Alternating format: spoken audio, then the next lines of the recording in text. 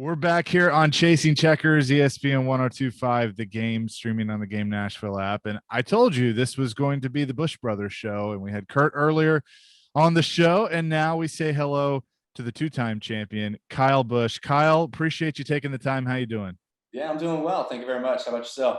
Doing well. Excited to have you guys back in Nashville. And you were here a few years ago for the awards banquet, which was awesome. But now we get to see racing at the cup level for the first time since 1984. Now you have raced out at the Nashville Super Speedway. You've raced at the Fairgrounds. I mean, you've been all over the place, but you've won at the Nashville Super Speedway. What does it mean for NASCAR to be back in this market and having competitive races again? Yeah, I mean, I think it's cool. I think it's really good. Obviously, being a part of the sport for so long now, being able to race at Nashville Super Speedway years ago in the ARCA Series, Truck Series, Xfinity Series, being able to win there in all three of those as well too was pretty cool. So being able to bring NASCAR, the Cup Series, back to Nashville is very special. We did see it a couple of years ago, like you said, for the award series banquet. But I always kind of thought, hey, if we're bringing the awards banquet back to Nashville, I bet you there's a plan here to see racing return to the super speedway. So I'm glad that came to fruition, and we'll all be back out there. I mean, Nashville, country music, NASCAR, it all goes synonymous with one another. So it sounds like a good plan. Yeah, and like I said, we're all excited to have you here as well. What would it mean too? I mean, the whole Fairgrounds thing is not done. You've raced in All American 400s out there. I mean, the potential of having a race at the Super Speedway, having something at the Fairgrounds, Indy cars coming here with the Grand Prix. I mean, this is becoming a true racing city at multiple facilities. It is. I think it's pretty cool. Obviously, there's a lot of excitement built around that. I hope the fans really do, pour into these tracks and support the racing so that we can continue to keep coming back and keep bringing it back. It's remarkable to hear and, see that after almost 40 something years of the Cup Series not being in Nashville, that it's sold out to capacity.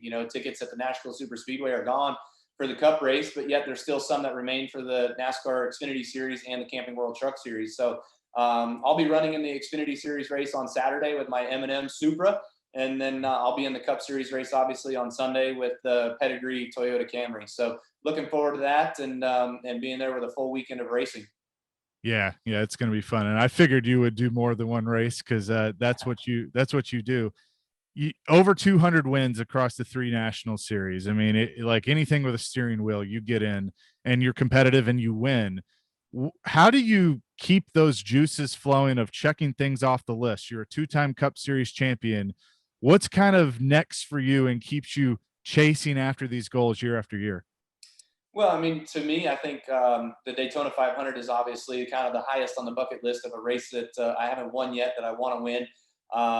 So that's number one. I think what was really cool was a few years ago, I was able to capitalize on winning at every single racetrack we went to at that time, at that current time.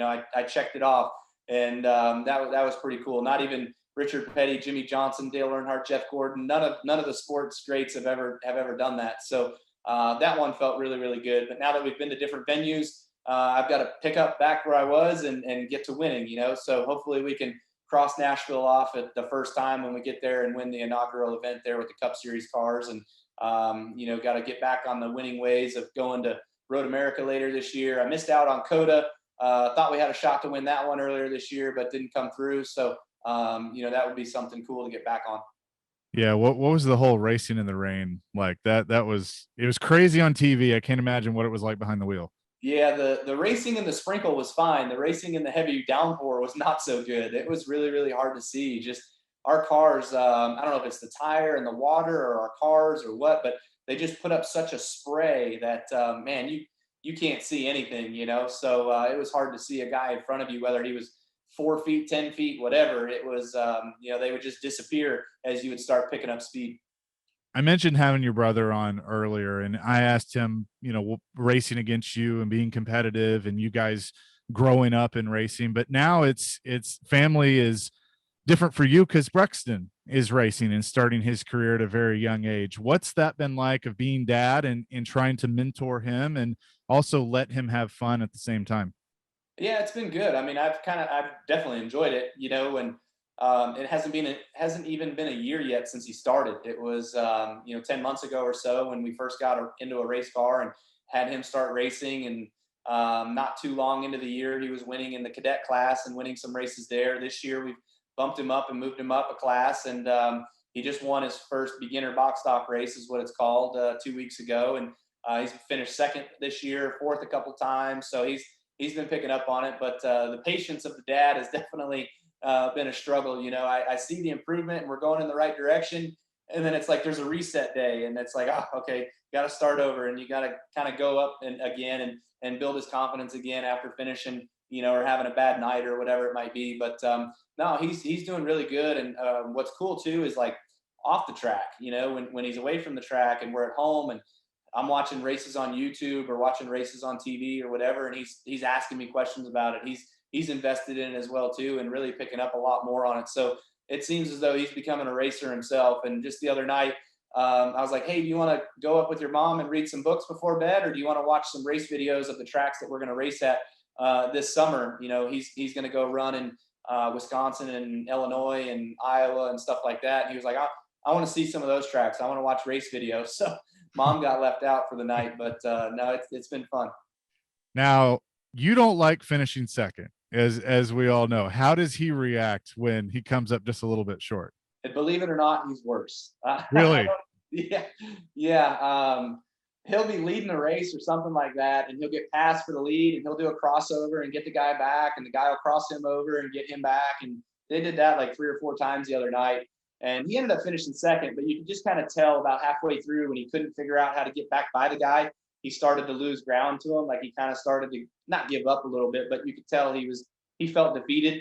And so he was crying underneath the helmet when he got back into the pits because he wasn't able to win, And I was just like, man, you can't ever give up until it's over, man. You never know what's going to happen. You got to get up there and rattle that guy's cage and take it from him if you need to, So we're working on that step a little bit still.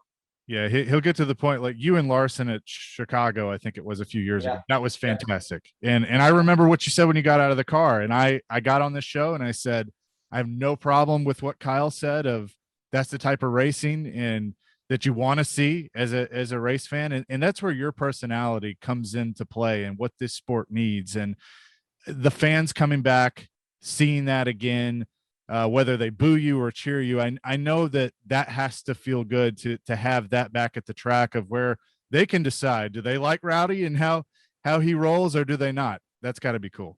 Yeah, no, it is. It's been so quiet for the last little bit that, man, you almost felt like you were just racing at test sessions with no fans there. But getting the fan back has been good. I think of how everything's kind of trying to get back to normal. And when the fans have come back and you go through driver intros and you get booed, I'm like, oh, okay, yeah, it's getting back to normal. All right, let's go. So it's nice to see all of that and have that.